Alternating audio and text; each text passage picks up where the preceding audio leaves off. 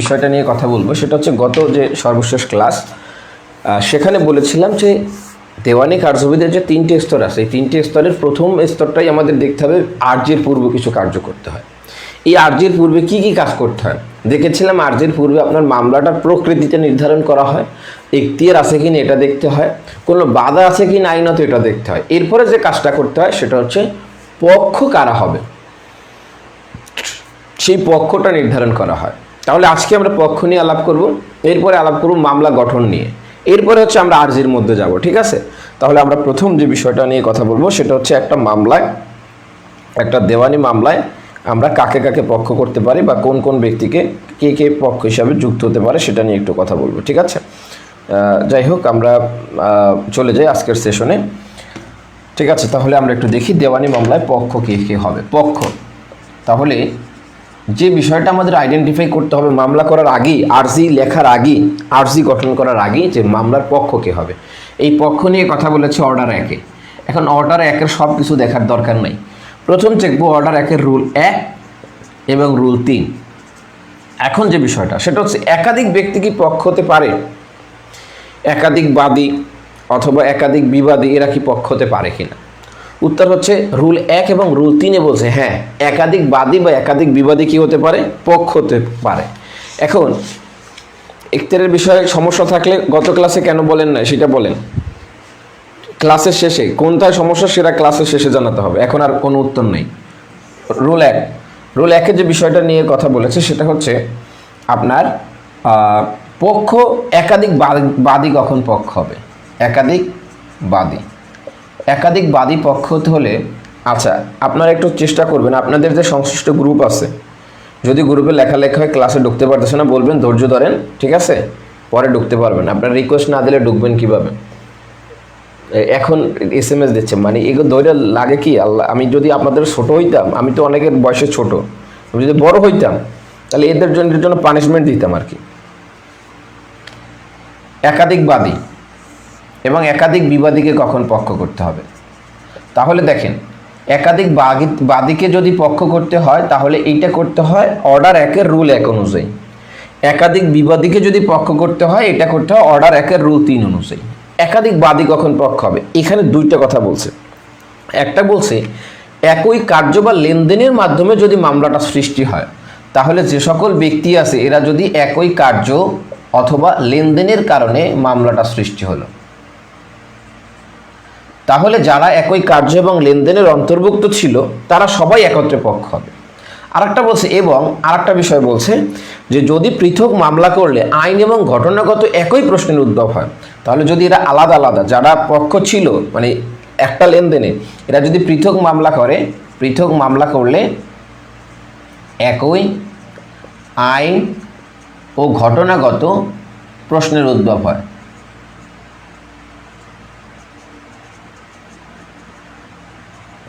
তারা কি করতে পারবে, একত্রে পক্ষ হতে পারবে। তাহলে দেখেন যে বিষয়টা সেটা হচ্ছে একই কার্য বা লেনদেন হতে যদি মামলাটার উদ্ভব হয় এবং এরা যদি আলাদা আলাদা মামলা করলে আইন এবং ঘটনাগত একই ধরনের প্রশ্নের উদ্ভব ঘটে, তাহলে তারা কি করবে, তারা একত্রে মামলা করতে পারবে, একত্রে বাদী শ্রেণীভুক্ত হতে পারবে। এখন এইটার একটা উদাহরণ দেব তাহলে আপনারা বুঝবেন।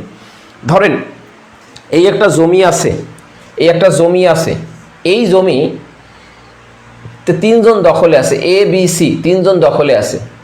এই 3 জনকে ডি নামক ব্যক্তি বেদখল করলো। তাহলে দেখেন এই যে বেদখলটা করেছে একত্রে 3 জন কি বেদখল করছে, তাহলে ঘটনাটা একই কার্যে বা একই লেনদেনে হয়েছে। এবং এ যদি মামলা করে ডির বিরুদ্ধে সম্পত্তি পুনরুদ্ধারের মামলা করবে, বি যদি মামলা করে ডির বিরুদ্ধে সম্পত্তি পুনরুদ্ধারের মামলা করবে, সি যদি মামলা করে ডির বিরুদ্ধে সম্পত্তি পুনরুদ্ধারের মামলা করবে। তাহলে তারা 3 জনে আলাদা আলাদা মামলা করলে সম্পত্তির একই আইনগত এবং ঘটনাগত প্রশ্নের উদ্ভব ঘটবে। সুতরাং এই 3 জনে আলাদা আলাদা মামলা করার কোনো দরকার নাই, এই 3 জনে ABC ভার্সেস ডি নামে একটা মোকদ্দমা করে দিলেই হয়ে গেল। ঠিক আছে, বিবাদের ক্ষেত্রেও সেম। বিবাদের ক্ষেত্রে যদি আপনি যাদেরকে বিবাদী করতে চাচ্ছেন তাদের বিরুদ্ধে যে আপনার দাবিটা সেটা যদি একটা কার্য বা লেনদেনের সৃষ্টি হয় এবং পৃথক পৃথক মামলা করলে যদি তাদের বিরুদ্ধে একই আইনগত বা ঘটনাগত প্রশ্নের উদ্ভব হয়, যেমন এইখানে আপনাকে যদি 2 জন ব্যক্তি, আপনার নাম হচ্ছে A, আপনি একটা সম্পত্তির দখলে আছেন, ডি এবং ই আপনাকে এই সম্পত্তি থেকে বেদখল করলো, তাহলে কয়জন ব্যক্তি করছে, 2 জন ব্যক্তি একই ট্রানজাকশনে কাজটা করেছে একসাথে। এখন আপনি যদি ডির বিরুদ্ধে মামলা করেন একটা, ইর বিরুদ্ধে মামলা করেন আর একটা, দাবি কি থাকবে? সম্পত্তি পুনরুদ্ধারের দাবি থাকবে।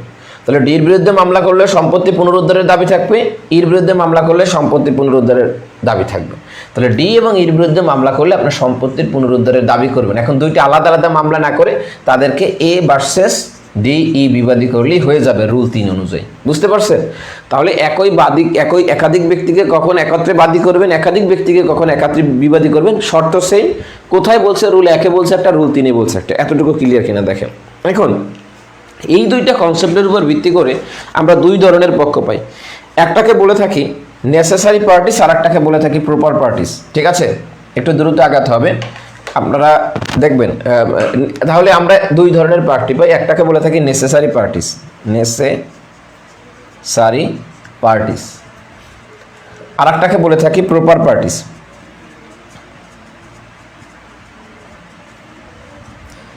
নেসেসারি পার্টিস কারা?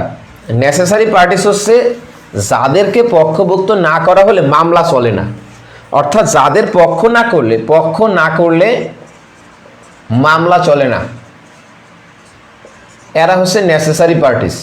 ঠিক আছে, অর্থাৎ যাদেরকে পক্ষ করা একদম অপরিহার্য এবং এদের ছাড়া আদালত কোনো ডিক্রি দিতে পারবে না, এদেরকে বলা হয় নেসেসারি পার্টিস। প্রপার পার্টিস কাকে বলে? যে যাদেরকে পক্ষ না করলে মামলা চলতে পারে কিন্তু আদালত কি করতে পারে না, আদালত আপনার চূড়ান্ত রায় দিতে পারে না। তাহলে যাদের পক্ষ না করলে মামলা চলে কিন্তু চূড়ান্ত রায় দিতে পারে না, তাদেরকে বলা হয় প্রপার পার্টিস। একটা নেসেসারি পার্টিসের উদাহরণ দিব, প্রপার পার্টিসের উদাহরণ দিব। ঠিক আছে, দেখেন নেসেসারি পার্টিসের উদাহরণ হচ্ছে এ নামক ব্যক্তিকে দুইজনে বেদখল করলো। এ নামক ব্যক্তিকে ডি এবং ই কাকে বেদখল করলো? এ নামক ব্যক্তি। এরা দুইজনই নেসেসারি পার্টিস। ঠিক আছে, আপনি একটা অগ্রক্রয়ের মামলা করলেন, এই একটা জমি আছে, এই জমিতে একটা অগ্রক্রয়ের মামলা করলেন, যিনি এই সম্পত্তির মালিক তাকেও করতে হবে, যিনি ক্রেতা তাকেও করতে হবে, এরা দুইজনই নেসেসারি পার্টিস। তাহলে যে ক্ষেত্রে আপনি দলিল বাতিল চাচ্ছেন, দলিলের যারা পক্ষ আছে তারা নেসেসারি পার্টিস। ঠিক আছে, অর্থাৎ এদেরকে বাদ দিলে মামলা চলবে না। আপনি দলিল বাতিল চাচ্ছেন, দলিলের পক্ষদের যদি পক্ষ না করেন তাহলে মামলা চলবে না। তাহলে এটাকে বলা হয় নেসেসারি পার্টিস, যাদের বাদ দিলে মামলা চলে না। প্রপার পার্টিস হচ্ছে যাদেরকে বাদ দিলে মামলা চলে কিন্তু চূড়ান্ত রায় দিতে পারে না আদালত। যেমন ধরেন এই একটা সম্পত্তি আছে, এই সম্পত্তির মালিক হচ্ছে এ, সম্পত্তির ভাড়াটিয়া হচ্ছে ডি, সম্পত্তির মালিকে সম্পত্তির ভাড়াটিয়া ডি। আপনার সম্পত্তি পুনরুদ্ধারের মামলা চাচ্ছেন, আপনার নাম হচ্ছে বি, তাহলে মামলাটা হচ্ছে বি ভার্সেস এ। কারণ সম্পত্তির মালিক এ আছে, আপনি পুনরুদ্ধার চাচ্ছেন, দখল পুনরুদ্ধার চাচ্ছেন, আবার দখলে আছে কে? এই সম্পত্তিটার দখলে আছে ডি। তাহলে এই যে সম্পত্তিটার দখলে আছে ডি এবং সম্পত্তিটার মালিক কে? সম্পত্তিটার মালিক হচ্ছে এ, আর সম্পত্তি দাবি করতেছে কে? বি। এখন দেখেন এখানে বি হচ্ছে বাদী, আর এই মামলায় নেসেসারি পার্টিস হচ্ছে এ মালিক। ডি কি? ডি তো এখানে তার কোনো সত্য নাই, কিন্তু তিনি এই সম্পত্তিটার দখলে আছেন ভাড়াটিয়া হিসাবে, এই কারণে তাকেও আমরা পক্ষ করব। এই যে ভাড়াটিয়া হিসাবে যাকে পক্ষ করলাম, যার এই মামলায় উপযুক্ত কোনো শর্ত বা স্বার্থ নাই, ভাড়াটিয়া হিসাবে একটা স্বার্থ আছে, এই কারণে এটাকে আমরা বলবো ইনি হচ্ছে প্রপার পার্টিস। একে বাদ দিলেও আদালত রায় দিতে পারে কিন্তু চূড়ান্ত আদেশ দিতে হলে একে দরকার। বুঝতে পেরেছেন? তাহলে আশা করি জিনিসটা বুঝেছেন। অর্থাৎ যাকে বাদ দিলে মামলা চলে না সে নেসেসারি পার্টিস, যাকে বাদ দিলে মামলা চলে কিন্তু চূড়ান্ত আদেশ দিতে হলে একে দরকার, সেটাকে বলবো প্রপার পার্টিস। ক্লিয়ার? এই প্রপার পার্টিস এবং নেসেসারি পার্টিস এদেরকে শ্রেণীভুক্ত করে মামলাটা অগ্রসর হবে। এখন এদেরকে যদি কাউকে বাদ দেওয়া হয়, এই ক্ষেত্রে আমরা দুইটা কনসেপ্ট পাই। ঠিক আছে, তাহলে প্রথম যে কনসেপ্টটা পাই এটাকে বলা হয় নন জয়েন্ডার। আর একটা যে কনসেপ্ট পাই এটাকে বলা হয় মিস জয়েন্ডার। নন জয়েন্ডার হচ্ছে আপনি যদি এই প্রপার পার্টিস অথবা নেসেসারি পার্টিস, এই প্রপার পার্টিস অথবা নেসেসারি পার্টিসকে পক্ষভুক্ত না করেন, তাহলে আপনি যদি প্রপার পার্টিস অথবা নেসেসারি পার্টিসকে পক্ষভুক্ত না করেন তাহলে এই কনসেপ্টটাকে বলা হয় নন জয়েন্ডার। আর আপনি যদি প্রপার পার্টিস বা নেসেসারি পার্টিসকে বাদ দিয়ে ভুলক্রমে অন্য কাউকে পক্ষভুক্ত করেন, তাহলে ভুল ব্যক্তিকে পক্ষ করেছেন। তাহলে আপনি যদি ভুল কাউকে পক্ষ করেন, এই ভুল কাউকে পক্ষ করলে এটাকে বলা হবে মিসজয়েন্ডার। ঠিক আছে, আবার বললে হবে না, কোনটা আর একবার বলতে হবে, এটাকে স্পেসিফিক্যালি বলতে হবে। ঠিক আছে, আচ্ছা এখন দেখেন এইগুলো বোঝানোর কারণ হচ্ছে এখানে একটা কনসেপ্ট আছে রুল 9, এইটা বোঝানোর কারণ হচ্ছে এইখানে একটা কনসেপ্ট আছে, যেভাবে বলবে এইভাবে লিখে নেবেন। বলছে no suit shall be barred by reason of no, কোনটা বলতে হবে, এটাকে বলতে হবে যেইটা বললেন, নো সুট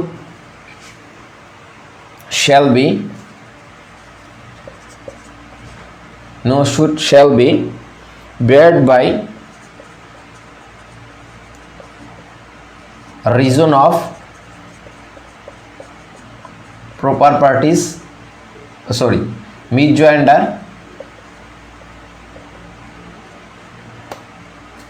আচ্ছা এখানে লিখি misjoinder or non-joinder।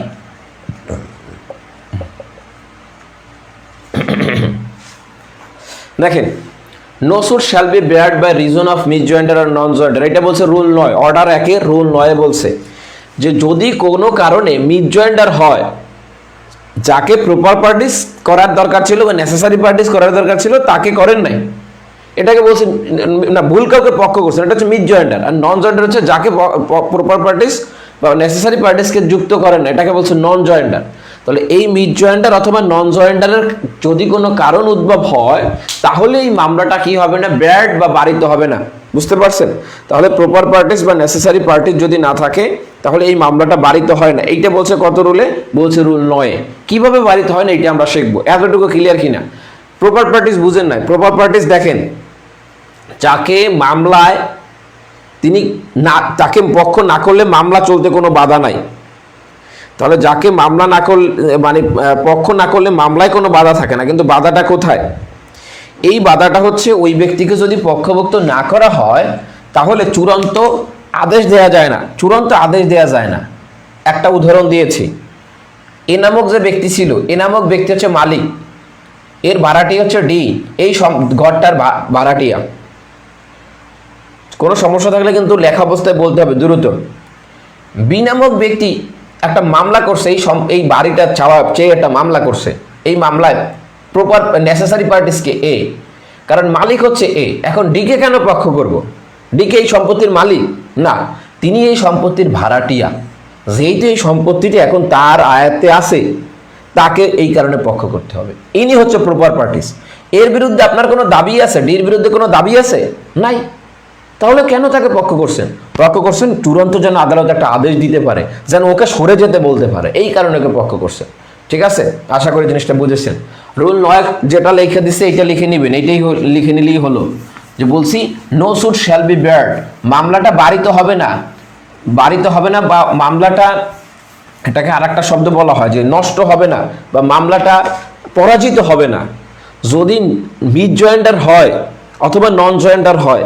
কোনো মামলায় যদি মিসজয়েন্ডার হয় অথবা নন জয়েন্ডার হয়, এই কারণে মামলাটা পরাজিত হবে না বা পরাস্ত হবে না, এই মামলা চলবে।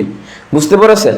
এখন এই মামলা কেন চলবে? আপনি কোশ্চেন করতে পারেন যে স্যার, যাকে পক্ষ করার দরকার ছিল তাকে আমি পক্ষ করি নাই, যাকে পক্ষ করার কথা ছিল আমি একটা ভুল ব্যক্তিকে করছি, তারপরে মামলা কেন চলবে? এইটা কেন রুল 9 বললো? এটা বলার কারণ হচ্ছে রুল 10। রুল 10 এর সাব রুল 1 এখানে বলছে যে বাদী পরিবর্তন বা বাদী সংযোজন।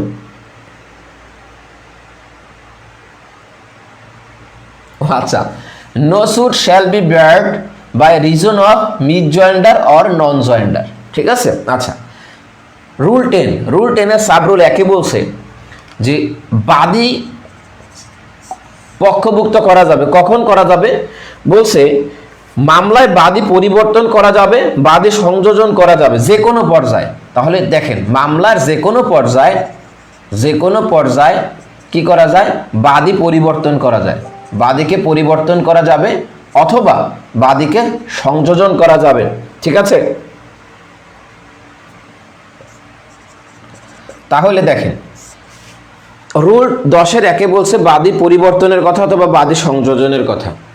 বাদী পরিবর্তন বা সংযোজন যদি করা যায়, যে ব্যক্তিকে আপনি বাদী করার কথা ছিল না তাকে যদি করেন, আপনি নতুন একজনকে ওকে বাদ দিতে পারবেন, পরিবর্তন করতে পারবেন। আবার যাকে বাদী করার দরকার ছিল না তাকে যদি করেন, নতুন একজনকে সংযোজন করতে পারবেন। যাকে বাদ দিয়েছেন তাকে সংযোজন করতে পারবেন, যাকে করার কথা ছিল না তাকে করেছেন, পরিবর্তন করতে পারবেন। তাহলে এই বাদীতে যদি কোনো ভুল হয়, এটা মামলার যে কোনো পর্যায়ে পরিবর্তন বা সংযোজন করার যেহেতু সুযোগ আছে, এই কারণে এই মামলাটা পরাজিত হবে না। এই সংযোজন করে আপনি মামলাটা আবার চালাই নেবেন। বুঝতে পেরেছেন? রুল 2, এখানে বাদীর কথা বলে নাই, বিবাদীর কথা বলে নাই। এখানে বলছে যে কোনো ব্যক্তিকে, অর্থাৎ যে কোনো পক্ষকে অর্থাৎ বাদী অথবা বিবাদী উভয়টাকেই পারবে, বাদী অথবা বিবাদীকে আদালত কি করতে পারে? মামলার যে কোনো পর্যায়ে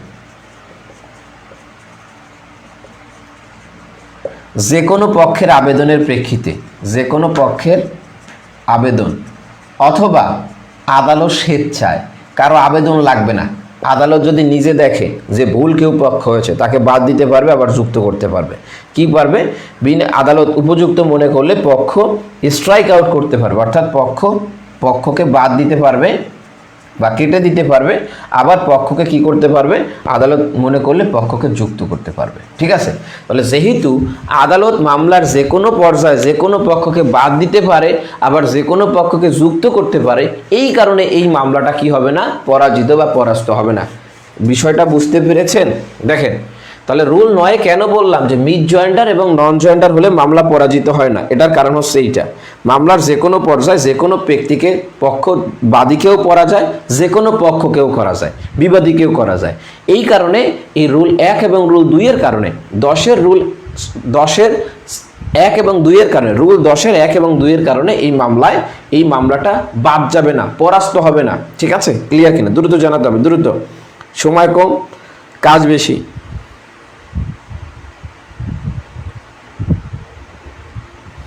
এটা যদি বোঝা যায় সামনে অগ্রসর হব।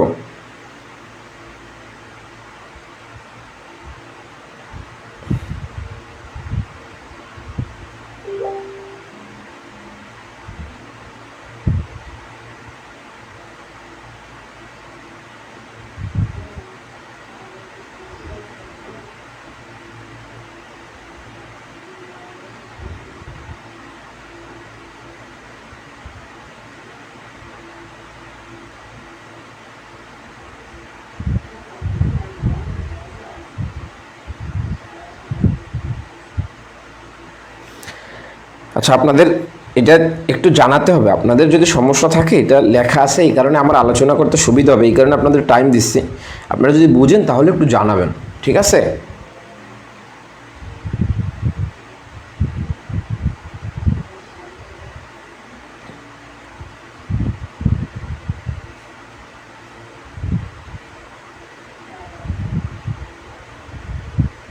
ক্লিয়ার? Okay, thank you.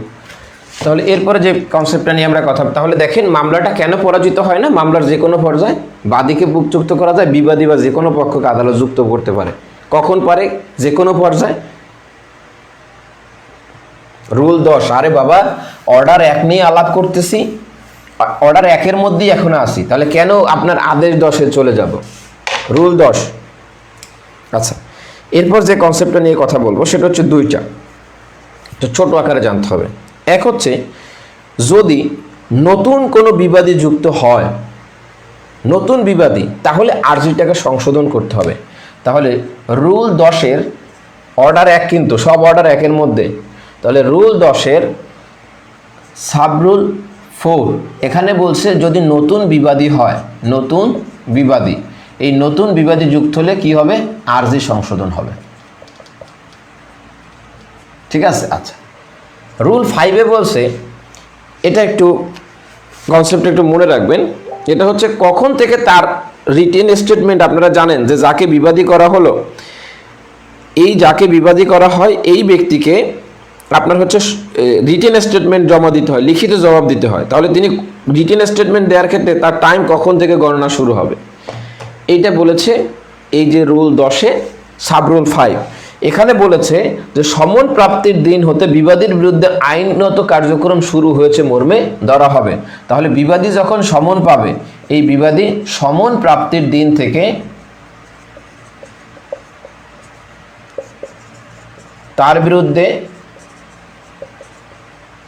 আইনত কার্যক্রম শুরু হয়েছে মর্মে গণ্য হবে।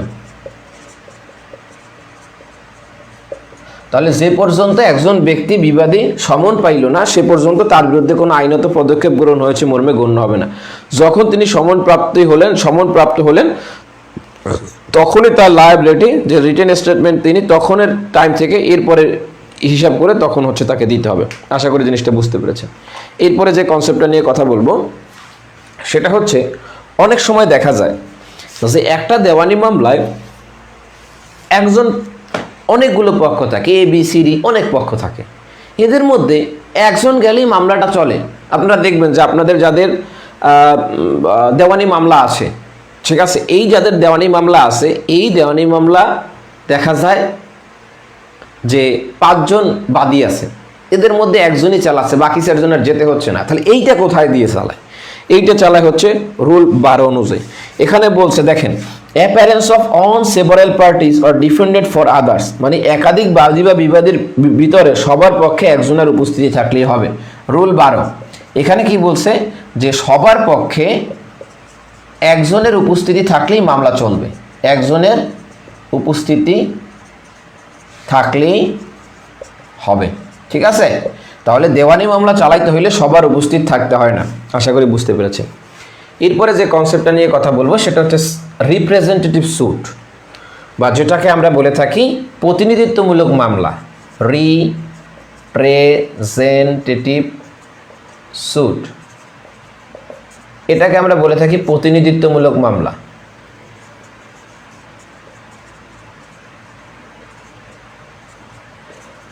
প্রতিনিধিত্বমূলক মামলা কি? প্রথম জানতে হবে প্রতিনিধিত্বমূলক মামলা কোথায় আছে। অর্ডার 1 এর রুল 8 এখানে প্রতিনিধিত্বমূলক মামলা নিয়ে কথা বলেছে। তাহলে প্রতিনিধিত্বমূলক মামলা কি? প্রতিনিধিত্ব মামলা হচ্ছে যে মামলায় একই ধরনের স্বার্থ থাকে। তাহলে যেখানে যদি এই রকমের ক্ষেত্র হয়, হ্যাঁ, রুল 12 বাদী বিবাদী সবার জন্য। তাহলে যে একজন বিবাদী থাকলেই মানে সবাই হাজির আছে, একজন বাদী থাকলেই মানে সবাই হাজির আছে, ঠিক আছে। এই যেটাকে তদবির কারক বলে। হ্যাঁ, তাহলে দেখেন যেটা বললাম প্রতিনিধিত্বমূলক মামলা আপনারা যদি রুল 8 পড়েন, এইখানে দেখবেন বলছে একই ব্যক্তি স্বার্থ সংশ্লিষ্ট ব্যাপারে অপরাপর সকল ব্যক্তি। তাহলে দেখেন এখানে বলছে যে কোনো ক্ষেত্রে একই ধরনের স্বার্থ সংশ্লিষ্ট অনেক ব্যক্তি যদি বিদ্যমান থাকে, তাহলে এই ক্ষেত্রে মামলার মিনিমাম ব্যক্তি থাকবে 2 বা ততোধিক। অর্থাৎ অনেক ব্যক্তি থাকবে, একজন ব্যক্তি না, অনেক ব্যক্তি থাকবে। অনেক ব্যক্তি যদি থাকে এবং এই অনেক ব্যক্তির যদি একই ধরনের স্বার্থ থাকে, তাহলে একই ধরনের স্বার্থ থাকলে কি হয়, এই সকল ব্যক্তির বাদী বা বিবাদী হওয়া লাগে না। এদের মধ্যে যে কোনো একজন ব্যক্তি রিপ্রেজেন্টেটিভ হয়ে বা রিপ্রেজেন্টেটর করতে পারে, অর্থাৎ প্রতিনিধি হতে পারে। তাহলে এই প্রতিনিধি হয়ে তিনি মামলা করতে পারবেন। তাহলে যে কোনো একজন ব্যক্তি, এক বা একাধিক ব্যক্তি কি করতে পারবেন, এক বা একাধিক ব্যক্তি, সবাইকে পক্ষ করতে হবে না, যে কোনো এক বা একাধিক ব্যক্তি প্রতিনিধি হয়ে মামলা করতে পারে। এই যে তিনি প্রতিনিধি হয়ে মামলা করবেন, এই মামলা করার ক্ষেত্রে তাকে কিছু ফর্মুলা অনুসরণ করতে হয়। কি ফর্মুলা অনুসরণ করতে হয় এটা রুল 8 বলে দেয়া আছে। দেখেন রুল 8 একটা ফর্মুলা বলেছে, বা এই মামলা করার পদ্ধতি কি বলছে, এই ধরনের সকল স্বার্থ সংশ্লিষ্ট ব্যক্তিদের অনুকূলে আত্মপক্ষ সমর্থন করতে পারে, কিন্তু এক্ষেত্রে আদালতের নিজস্ব খরচে ব্যক্তিগত জারির দ্বারা ক্ষেত্রে এদের মুখে একটা সমন, সোজা কথা, এদেরকে নোটিশ করতে হবে। যাদের স্বার্থ আছে তাদেরকে সকলকে একটা নোটিশ দিতে হবে এবং আদালতের অনুমতি নিতে হবে। এই আদালতের অনুমতি নিয়ে ওনাদেরকে নোটিশ দিয়ে যাদের স্বার্থ আছে সকলের পক্ষে আপনি মামলা পরিচালনা করতে পারেন। এখন এইগুলো কোন মামলা হয়, কোন মামলার ক্ষেত্রে এগুলো হয় পাবলিক রিলেটেড যে মামলা আছে, যেগুলো প্রাইভেট ক্যাপাসিটিতে না, জনস্বার্থ রিলেটেড যে মামলা আছে, এইগুলো জনস্বার্থ রিলেটেড মামলা আছে। যেমন একটা রাস্তা আছে, এই রাস্তায় একটা গ্রামের লোকজন হাঁটে, এই গ্রামের লোকজন হচ্ছে 50,000 লোক এই রাস্তায় হাঁটে। হঠাৎ কেউ রাস্তাটা বন্ধ করে দিল, স্বার্থ ক্ষুণ্ণ হয়েছে কার? 50,000 লোকজনের। 50,000কে কি বাদী করা সম্ভব না। এদের পক্ষে যে কোনো 1 বা 2 জন বা ততোধিক ব্যক্তি বাদী হবেন, বাদী হয়ে এদেরকে নোটিশ করবে যে আমরা এরকম একটা মামলা করছি, তোমাদেরকে অবগত করলাম, তোমাদের পক্ষে এই মামলাটা আমরা পরিচালনা করব, এবং আদালতের অনুমতি নিয়ে যে মামলাটা করা হবে এটাকেই বলা হয় রিপ্রেজেন্টেটিভ স্যুট। এত কিছু জানার দরকার নেই, রিপ্রেজেন্টেটিভ অফ স্যুট কোথায় আছে এটা জানলে চলবে।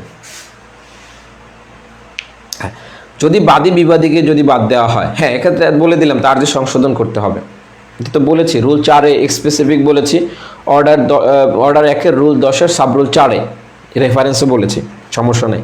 ক্লিয়ার কিনা, এটা বোঝা গেল কিনা যে রিপ্রেজেন্টেটিভ অফ স্যুট কাকে বলে। আচ্ছা, কোন ক্ষেত্রে প্রয়োগ হয় এটা বুঝতে পেরেছেন আশা করি। এখন দেখেন আরও দুইটা কনসেপ্ট আছে রিপ্রেজেন্টেটিভ অফ স্যুটের।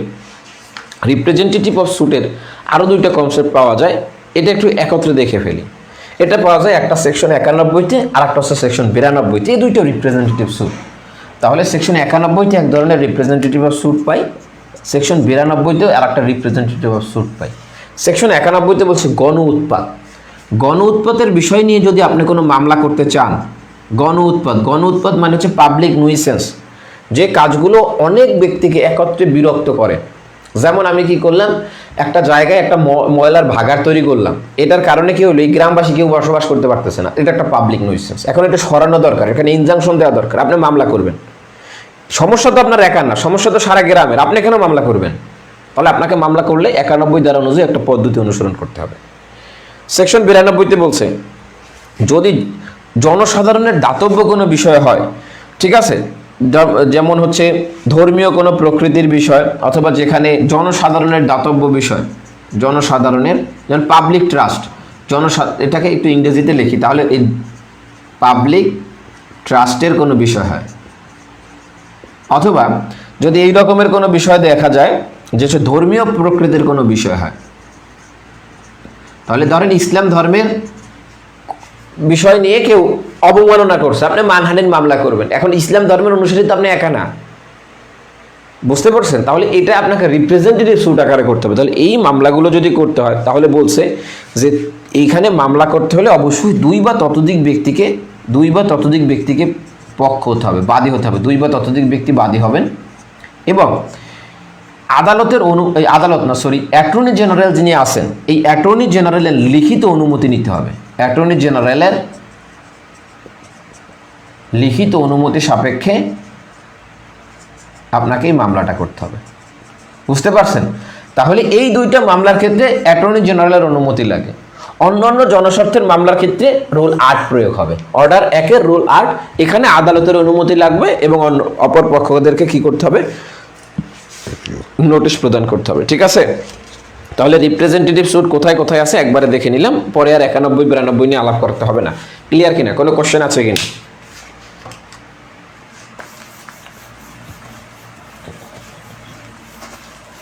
আচ্ছা, এখন যে বিষয়টা নিয়ে আমরা কথা বলবো সেটা হচ্ছে অর্ডার 1 দেখা শেষ, অর্থাৎ কাকে কিভাবে পক্ষ করব, পক্ষ হলে এটা, না হলে সমস্যা কি, সলভ কিভাবে করবে, এগুলো দেখা শেষ করে ফেলেছি। এর বাইরে আমরা রিপ্রেজেন্টেটিভ স্যুটও দেখেছি। এখন যে কনসেপ্টটা নিয়ে কথা বলবো সেটা হচ্ছে মামলাটাকে কিভাবে গঠন করব। পক্ষ করছে, এখন মামলাটাকে গঠন করতে হবে না, মামলাটাকে গঠন করতে হবে। এখানে যে কয়টা লাইন লিখে দেবো সেই কয়টা লাইন মনে রাখতে হবে। প্রথম দেখেন, মামলা গঠন নিয়ে বলা হয়েছে যে মামলা গঠন করতে হলে অর্ডার 2-এর রুল 1টা একটু দেখতে হবে। রুল 1 এখানে বলছে বিরোধের সমস্ত বিষয়কে ইনক্লুড করতে হবে। বিরোধযুক্ত, তাহলে বলছে মামলা এমনভাবে কার্যকর হবে যাতে বিরোধযুক্ত বিষয়টি চূড়ান্ত সিদ্ধান্ত করা যায়, কোনো মামলায় ভবিষ্যৎ যেন আর না হতে পারে। তাহলে এই যে কনসেপ্টটা, যে মামলা গঠন আমরা কিভাবে করব, তাহলে মামলা গঠনের কনসেপ্টটা পাই আমরা অর্ডার 2-এর রুল 1-এ। এখানে বলছে যে মামলাটাকে এমনভাবে গঠন করতে হবে যাতে বিরোধের বিষয়ে চূড়ান্ত সিদ্ধান্তে আসা যায়। তাহলে এই কনসেপ্টটা শুধু জানতে চাইবে যে বিরোধের বিষয়ে চূড়ান্ত সিদ্ধান্তে আসা যায়, এই কনসেপ্টটা কোথায় নিয়ে আলাপ করেছে, ঠিক আছে? আচ্ছা, এরপর দেখেন রুল 2 আর একটা কথা বলছে, অর্ডার 2-এর রুল 2 এখানে বলছে যে বিরোধের সমস্ত বিষয়কে ইনক্লুড করতে হবে। তাহলে দেখেন, suit to include the whole claim, তাহলে লিখে রাখেন suit to include the whole claim. যত দাবি আছে এই দাবি এই মামলায় করতে হবে। আপনার যত দাবি আছে সেই দাবিগুলো কি করতে হবে? এই মামলায় করতে হবে। যদি কোনো দাবি আপনি না করেন তাহলে কি হবে?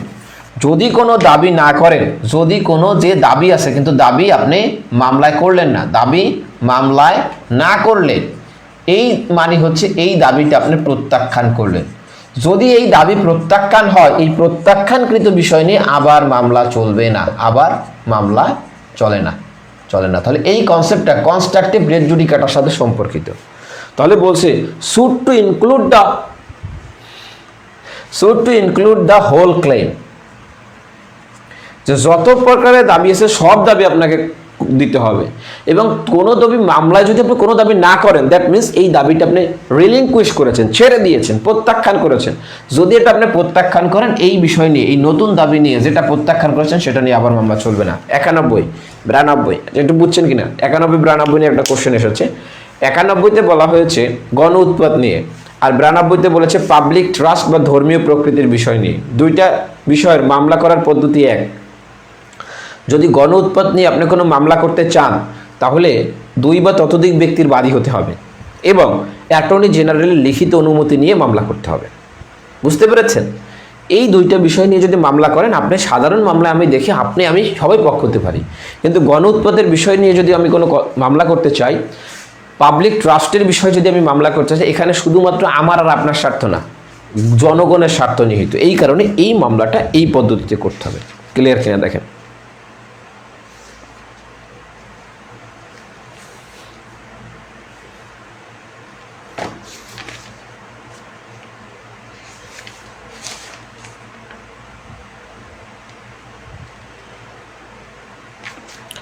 আচ্ছা, আশা করি এটা বুঝতে পেরেছেন। এরপর যে বিষয়টা দেখব সেটা হচ্ছে একটা ছোট্ট একটা বিষয় জানবেন, যে আইনজীবী নিয়োগ। আমরা আইনজীবী নিয়োগের যে বিধান, এই বিধানটা কোথায় পাই? আমরা দেওয়ানি মামলায় দেখি আমার পক্ষে আমি একজন আইনজীবী অ্যাপয়েন্ট করি, আইনজীবী আমার পক্ষে মামলা লড়ে। তাহলে আইনজীবী যে নিয়োগের বিধান, এই বিধানটা আমরা পাই যে একটা মামলা যদি আপনাকে আইনজীবী নিয়োগ করতে হয়, এটার বিধান হচ্ছে অর্ডার 3-এর রুল 4। অর্ডার 3-এর রুল 4-এ বলছে যে কোনো ব্যক্তি পাওয়ার অফ অ্যাটর্নি মোতাবেক ক্ষমতাপ্রাপ্ত বা স্বীকৃত প্রতিবেদীর মাধ্যমে কোনো আইনজীবী তরফ হতে কোনো কার্য সম্পাদন করতে পারবেন না। অর্থাৎ যদি কোনো আইনজীবীকে পাওয়ার অফ অ্যাটর্নি দেওয়া না হয়, অর্থাৎ সোজা কথা মনে রাখেন, এখানে শুধুমাত্র আইনজীবী নিয়োগ। তাহলে কোনো ব্যক্তি যদি আইনজীবী নিয়োগ দিতে চায়, এই আইনজীবী নিয়োগের বিধান কত দ্বারায় বলা, কোথায় বলা? অর্ডার 3-এর রুল 4। এনাফ। ঠিক আছে? তাহলে মামলাটাকে কিভাবে গঠন করতে হবে, আইনজীবীকে কোন নিয়ম অনুযায়ী নিয়োগ দিতে হবে, এটা যদি বোঝা যায় তাহলে এখন আমরা দেখব আরজির বিষয়। অর্থাৎ আরজির পূর্ব স্তরে যে সকল বিষয় ছিল সেই সকল বিষয়ে আমাদের দেখা শেষ। এটা যদি বোঝা যায় তাহলে আমরা একটু আরজির বিষয়ে চলে যাব। আরজিতে আমাদের কি কি করতে হবে, কি কি উপাদান আরজিতে থাকবে, আরজি কিভাবে লিখব, এই সকল বিষয় নিয়ে আমরা কথা বলবো। কোনো কোশ্চেন থাকলে দ্রুত জানাতে হবে, যদি কোনো কোশ্চেন না থাকে তাহলে আমরা সামনে অগ্রসর হব। আপনারা অনেকেই ফোন দিয়েছেন ক্লাসের মধ্যে, এই কারণে পিক করতে পারি নাই, দুঃখিত। ঠিক আছে? ক্লিয়ার? মুছে ফেললাম, কিন্তু সহজ জিনিস তো বুঝতে পারছেন, আপনারা মেধাবী আছেন। আচ্ছা, এখন দেখে নেবেন rule 2।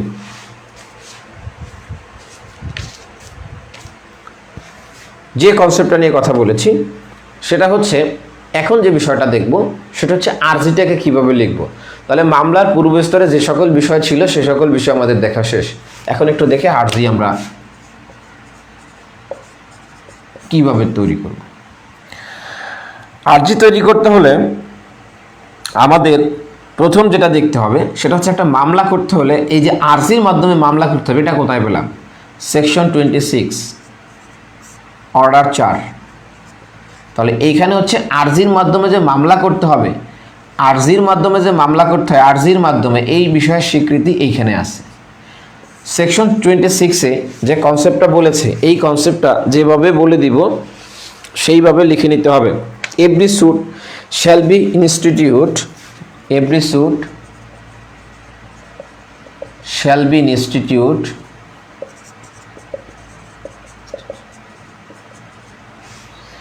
episode shall be instituted by the presentation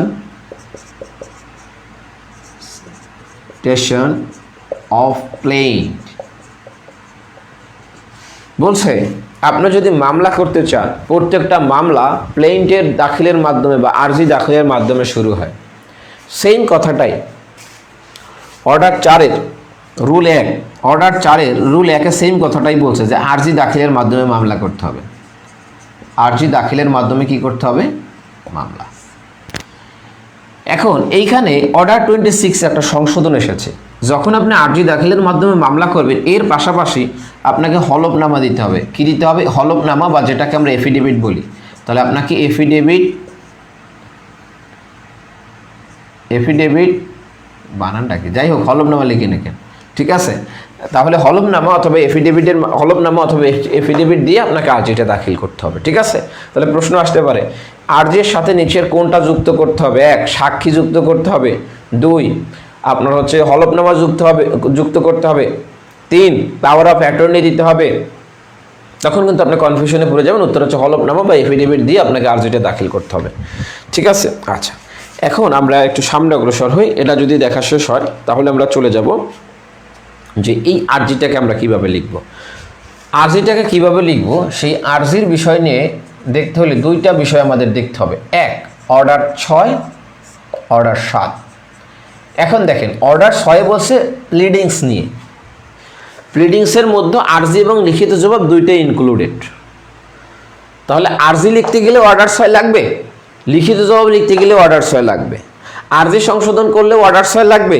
লিখিত জবাব সংশোধন করতেও অর্ডার 6 লাগবে আচ্ছা এফিডেভিট বাংলা লিখতে চেয়েছিলাম ইংরেজিতে লিখতে চাই নাই এফিডেভিট বানানো ইংরেজিতে পারি বাট বাংলায় ড হবে না ড হবে এটা খেয়াল নাই লিখে নিন একটু এফিডেভিট ঠিক আছে আচ্ছা দেখেন এবার কি বললাম 6 সব এটার ক্ষেত্রে আরজির ক্ষেত্রেও লাগবে লিখিত জবাবের ক্ষেত্রেও লাগবে এখন এই আরজি বা লিখিত আচ্ছা এই এফিডেভিট ইংরেজিতেই লিখে দিই এই যে এফিডেভিট যে টার্মটা আছে এই এফিডেভিট আসতে পারে এটার বাংলায় কিভাবে জানি লেখে এফিডেভিট এই যে এফিডেভিট ঠিক আছে এইভাবেও আসতে পারে ঠিক আছে আচ্ছা এখন আমরা একটু দেখি যে অর্ডার 6 এবং 7 এটা আরজির ক্ষেত্রেও লাগবে লিখিত জবাবের ক্ষেত্রেও লাগবে এখন আরজির ক্ষেত্রে যদি লাগে কিভাবে লাগে একটু দেখি দেখেন অর্ডার 6 এর কনসেপ্টগুলো একটু নিয়ে কথা বলবো প্রথম অর্ডার 6 এর যে বিষয়টা বলেছে প্রথমে অর্ডার 6 এর রুল 1 দেখতে হবে প্রথম বলছে যে প্লিডিংস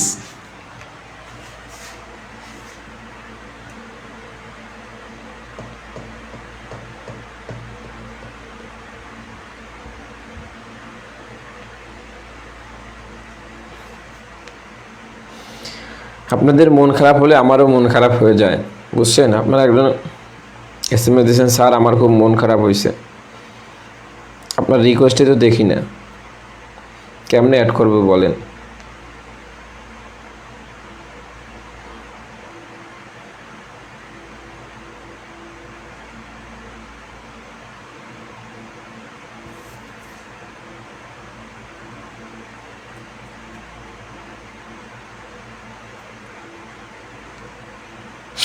ওকে ঠিক আছে তাহলে দেখেন রুল 1 অর্ডার 6 এর রুল 1 এখানে বলেছে যে এই প্লিডিংস নিয়ে কথা বলেছে এই প্লিডিংস বলতে কি বোঝায় এই কনসেপ্টটা বলেছে অর্ডার 6 এর রুল 1 এ তাহলে প্লিডিংস বলতে কি বোঝায় সেটা একটু দেখি দেখেন আপনাদের কাছে যদি বেয়ার এক থাকে তাহলে চলে যান এখানে যেভাবে টার্মটা লেখা আছে এইভাবে একটু আন্ডারলাইন করবেন অথবা এইভাবে লিখে নেবেন বলছে pleadings shall mean plain or written statement দেখেন pleading তারপর বলছে shall mean plain or written statement তাহলে প্লিডিং দ্বারা কি বোঝাবে প্লেন বোঝাবে প্লেন মানে হচ্ছে আরজি রিটেন স্টেট মানে লিখিত জবাব তাহলে প্লিডিং দ্বারা আর্জিও বোঝায়, লিখিত জবাব বোঝায়। এখন প্লিডিংয়ে কি থাকবে? রুল 2 এখানে বলছে প্লিডিংয়ে কি থাকবে, যেভাবে লিখে দেবে এই লাইনটা এইভাবে মনে রাখতে হবে। এখানে বলছে pleading two state material fact not evidence, pleading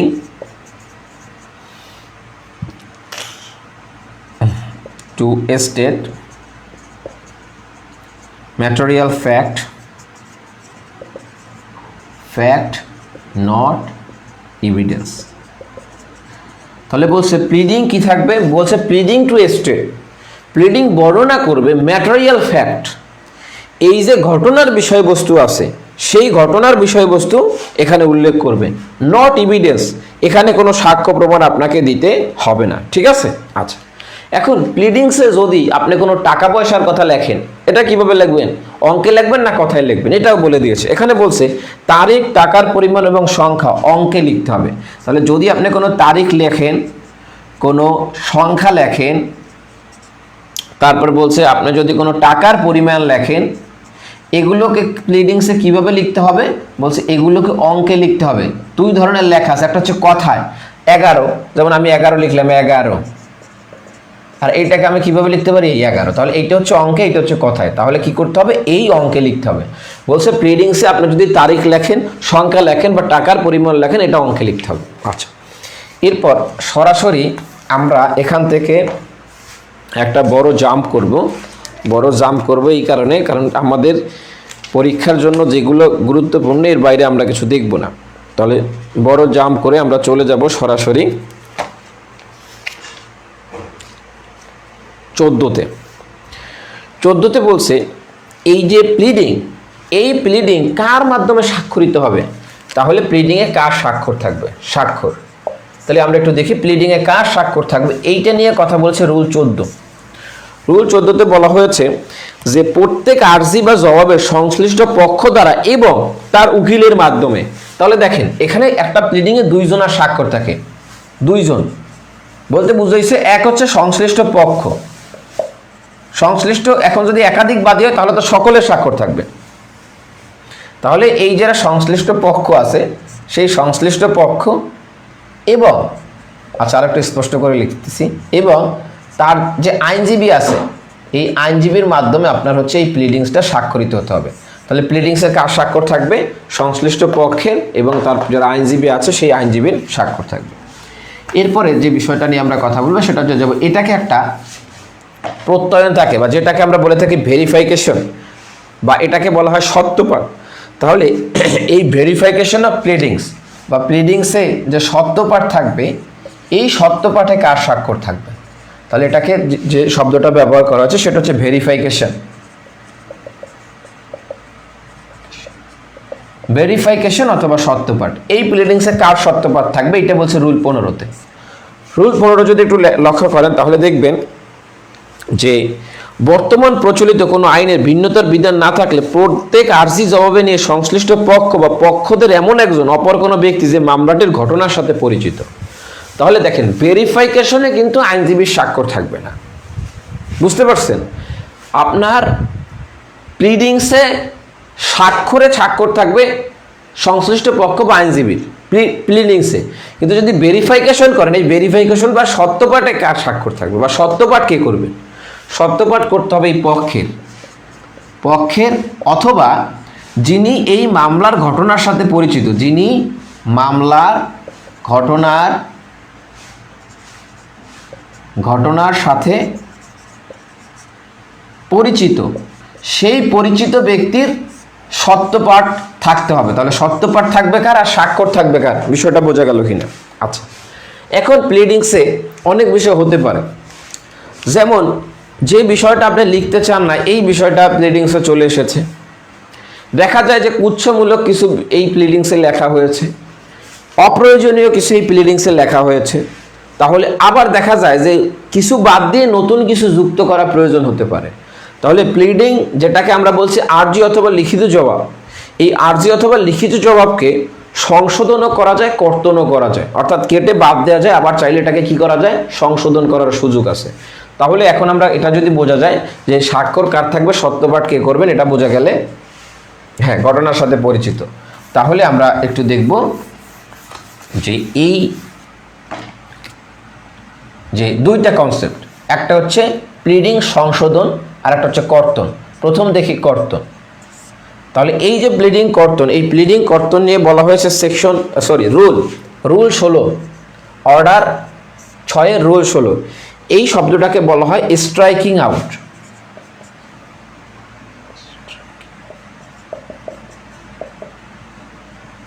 striking out of pleading. তাহলে প্লিডিং এর কর্তনের বিধান কোথায় আছে? রুল 16-তে। প্লিডিং কখন কর্তন করবেন? আপনার চাইলে কি কর্তন করতে পারবেন প্লিডিং, যে হ্যাঁ আমার এই প্লিডিং ভালো লাগে না,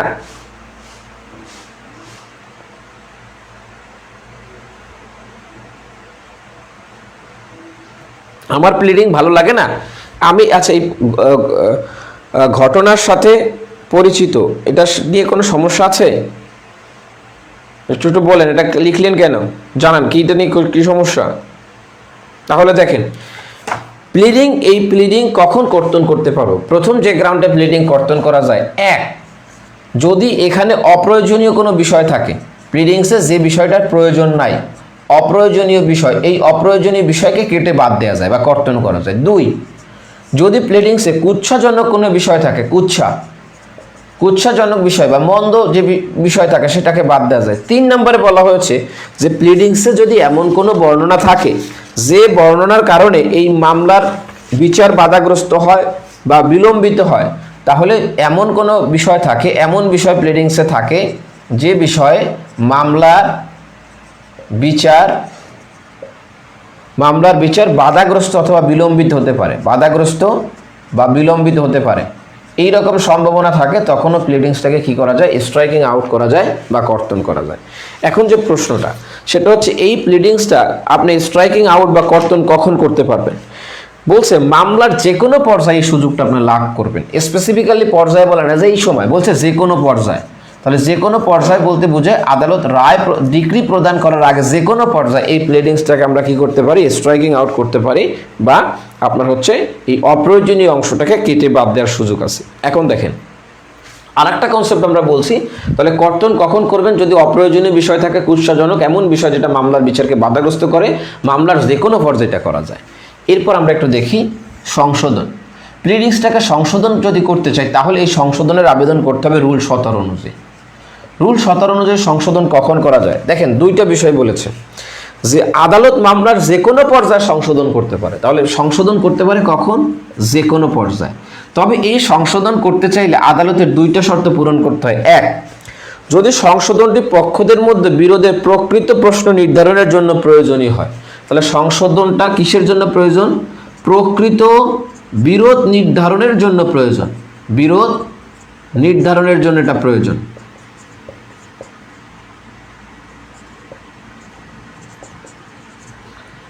তাহলে যদি এই সংশোধনটা পক্ষদের মধ্যে প্রকৃত বিরোধ নির্ধারণের জন্য প্রয়োজন, তাহলে এই সংশোধনটা করা যাবে। আর একটা বলছে অপর পক্ষের প্রতি অন্যায় হবে না। এই সংশোধন যিনি চাচ্ছেন তার বিরোধী পক্ষের জন্য সংশোধন অপর পক্ষের জন্য অন্যায় হবে না। আদালত যদি এই দুইটা বিষয় সন্তুষ্ট হয়, তাহলে আদালত মামলার যে কোনো পর্যায়ে এই আর্জিকে বা লিখিত জবাবকে কি করতে পারে? সংশোধন করতে পারে রুল 17 অনুযায়ী। তবে এই সংশোধনের আবেদন করার একটা টাইম লিমিটও এখানে বলে দিয়েছে। এটা আগে ছিল না, পরবর্তীতে সংশোধন করে অ্যাড করা হয়েছে। এখানে বলা হয়েছে যদি এই সংশোধনের আবেদনটা, বলছে প্লিডিং সংশোধনের কোনো আবেদন আদালত অনুমোদন করবে না যতক্ষণ পর্যন্ত না আদালত যদি এই মর্মে সন্তুষ্ট হয় আবেদনকারী যথেষ্ট সতর্কতা অবলম্বন করার পরেও বিচার শুরু হওয়ার আগে সংশোধন করার আবেদন করতে পারেনি। অর্থাৎ বিচার শুরু হয় কখন? যখন ইস্যু ফ্রেম হয়, ইস্যু ফ্রেমের মাধ্যমে বিচার শুরু হয়। তাহলে এই সংশোধনের আবেদনটা যদি বিচার শুরু হওয়ার পরে করে, তাহলে আদালতকে আরও একটা বিষয় কি করতে হবে? আদালতকে আরও একটা বিষয় সন্তুষ্ট করতে হবে। যদি সংশোধনের আবেদনটা বিচার শুরুর পরে হয়, পরে আবেদন করে, তাহলে আদালতকে কি সন্তুষ্ট করবে? যে যথোপযুক্ত চেষ্টা করেও তিনি এর পূর্বে এই সংশোধনের আবেদন করতে ব্যর্থ হয়েছেন। তাহলে যথোপযুক্ত চেষ্টা করেও পূর্বে সংশোধনের আবেদন করতে ব্যর্থ হয়েছেন। যদি এইটা তিনি প্রমাণ না করতে পারেন তাহলে আদালত কি করবে? এই সংশোধনের আবেদন মঞ্জুর করবে না। ঠিক আছে, এই সংশোধনের আবেদন মঞ্জুর করবে না, এই সংশোধনের আবেদনটা প্রত্যাখ্যান করে দেবে। এখন যে বিষয়টা সেটা হচ্ছে এই সংশোধন কতদিনের সুযোগ দিবে পক্ষদেরকে? একটা সংশোধন আমি চাইলাম, তাহলে সংশোধন করতে ধরেন আমি আরজি সংশোধন চাচ্ছি, আরজি সংশোধন করতে আদালত বলল যে আপনি আরজি সংশোধন করে নিয়ে আসেন। আমি কি করলাম? আমি তো ধুরন্ধর লোক, এই মামলাকে বিলম্বিত করার জন্যে আমি কালক্ষেপণ করলাম, 6 মাস পরে সে আরজি সংশোধন দিলাম, মানে বা 1 বছর পরে। এই রকমের সুযোগ যদি না পায়, এই কারণে এই সংশোধনের টাইম ফ্রেম বলেছে, খুব ইম্পর্টেন্ট সংশোধনের টাইম ফ্রেমটা। রুল 18তে বলছে সংশোধনের টাইম ফ্রেম কতদিন পাবেন। বলছে আদালত যদি কোনো নির্ধারিত মেয়াদ বলে দেয়, আদালত নির্ধারিত মেয়াদ যদি বলে দেয়,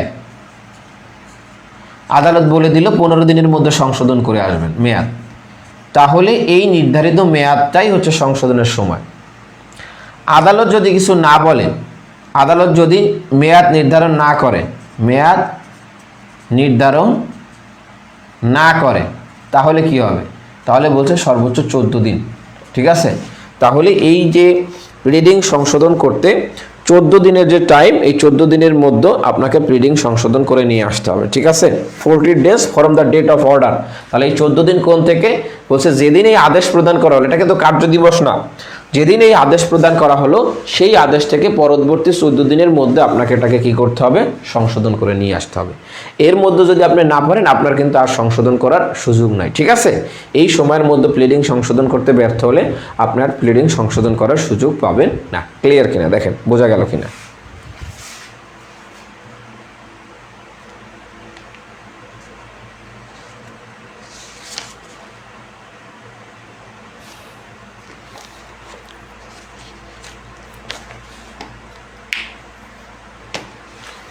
একটু দ্রুত জানান, বুঝতে পারছেন কি না?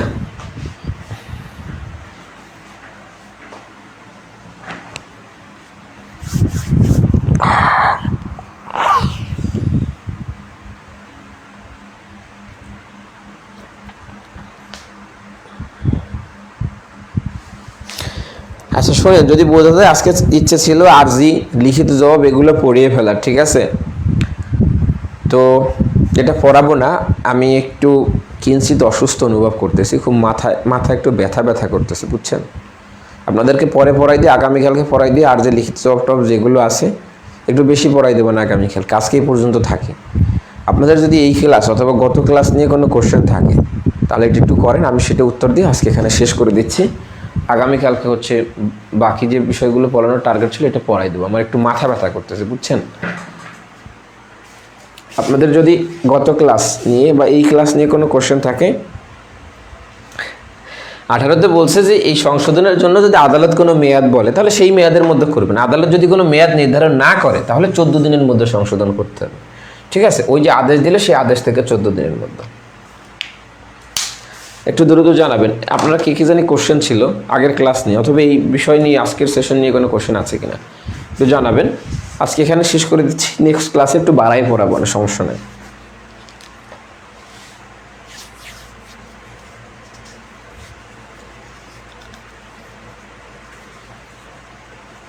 ওকে, একটু জানাবেন। আপনাদের বোধহয় আরও একজনের কোশ্চেন ছিল, ক্লাসের শুরুতেও করেছিলেন, আমি বলছিলাম একটু ক্লাসের শেষে করেন। তিনি কি আছেন?